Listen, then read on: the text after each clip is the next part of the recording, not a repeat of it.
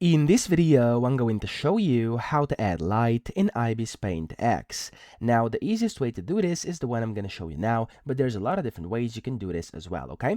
So first, I'm going to go to the bottom right and tap on the layers icon, and then I'm going to add a new layer, so tap on the plus button towards the left side of my screen, which is going to add a new layer. Now, put this layer above the layer where you want to add light, just like that, and make sure the layer is selected.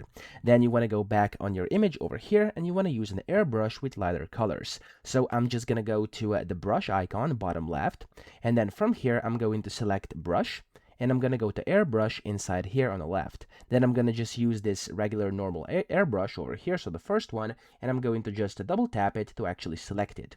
Then all you have to do, at the very bottom middle, you want to select your color. So of course you could go and pick the color if you want. I'm just going to go with a random color over here, but for you, of course, likely will select the color which actually matches your image, and you want to use kind of the light mode on. So I'm going to tap on that, and I'm just going to go with like a, let's just find kind of a light brown, like this one maybe. Okay, that's gonna do for this tutorial. It's not the best, but still you get the point.